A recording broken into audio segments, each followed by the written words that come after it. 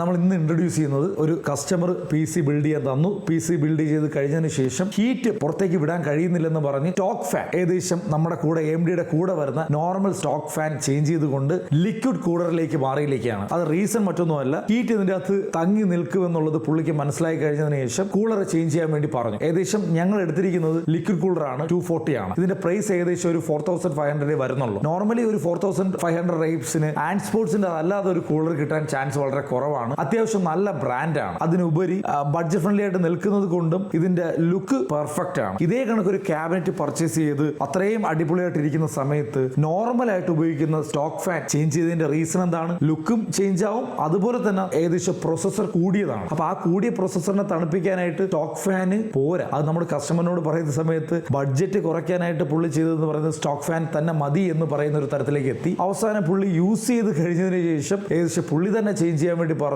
നമുക്ക് stock fan change ചെയ്തുകൊണ്ട് ഏതെങ്കിലും ഒരു ലിക്വിഡ് കൂളറിലേക്ക് മാറാമെന്ന്. ഞാൻ പറഞ്ഞൊരു ആശയമാണ്. ആൻഡ് സ്പോർട്സിന്റെ ഈ മോഡൽ മാത്രമാണ് ഏകദേശം ഒരു 4500 റേഞ്ചിൽ വരുന്ന ഏറ്റവും ബെസ്റ്റ് കൂളർ. അപ്പൊ ഇത് നമുക്ക് ഇതിലേക്ക് ചേഞ്ച് ചെയ്യുന്നത് അടുത്ത വീഡിയോയിൽ കാണാം.